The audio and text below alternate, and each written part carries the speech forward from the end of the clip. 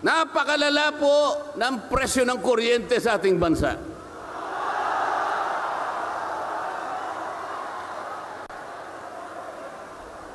Meron po akong isinulong na 10 panukalang batas na ang tanging layunin ay ibaba ang kuryente sa bansang ito. Ikinalulungkot ko pong ibahagi sa inyo na kahit isa'y wala man lamang pong nadinig.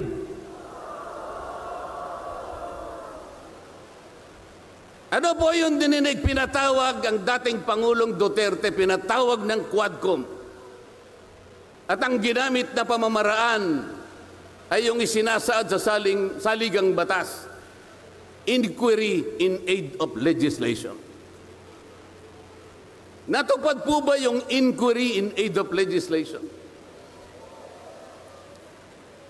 Paano po in aid of legislation kung ang tatawagan nilang resource persons para humarap sa paglilitis na yon ay puro kalaban ng dating Pangulo? Alam po ninyo lahat yon. Pinagtatanong nila yung Pangulo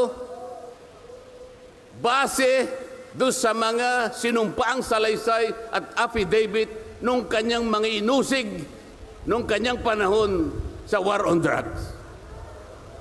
Hindi naman ipinatawag ang mga taong maaring makapagbigay sa kanya ng tulong upang ipaliwanag ang war on drugs. Hindi ipinatawag ang mga Solicitor General sa kanyang panahon.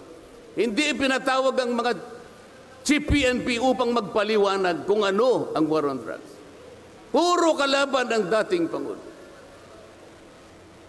Yung mga abogadong kasama niya para magtanggol sa kanya, hindi pwedeng magsalita. Sapagkat ang tuntunin sa mga komite, ikaw ay papayagan lamang para payuhan mo ang kliyente mo sa kanyang karapatan. Ngunit paano mangyayari na ang kliyente nila ay papayuhan sa kanyang karapatan kung bubulungan lang siya, ay makikita siya ng isang chairman doon. Attorney, huwag mong bubulungan yan. Iko-contempt kita.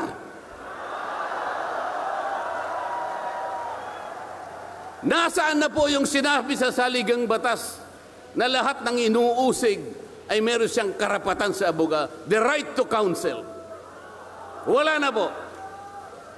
The right to confront your accusers. Wala po mga accuser doon. Ang ginagamit ko ay mga sinumpaang salaysay, hindi man lang in-authenticate, ipinalagay na totoo lahat ang nakasaad ng mga aligasyon. Anong gagawin ng isang tao sa harap ng ganito na walang rule of law at walang due process? Ito po ang pinag-umpisahan ng kaguluhan at pagkakahati-hati. Sa kagustuhan po nila na mausig ang dating Pangulo, ayaw po nilang pumunta sa korte, ayaw nilang pumunta sa piskal. Ano po ba ang sinasabi ng mga desisyon ng Korte Suprema? Kapag ka napatunayan nyo ang isang tao ay maaring nakagawa ng kahit anong paglabag sa lahat ng batas, anumang batas, dalhin ninyo sa piskalya, dalhin ninyo sa korte. Yun ang tamang paraan. That is the rule of law. Ngunit bakit kayong Quadcom ang gumagawa nito? Ang Quadcom ay hindi piskal. Ang Quadcom ay hindi korte. Nagkukunwa lang na korte. Yung mga chairman ng 4 na komite doon, wala ni isang abogado.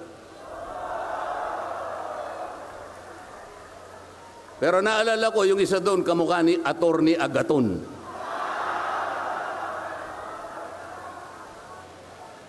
So sa halip na ang unahin ay yung kapakanan ng mamamayan, sa harap at liwanag ng napakaraming nakabantang panganib sa atin, sa ekonomiya, panglipunan, pangseguridad, korupsyon, katiwalian.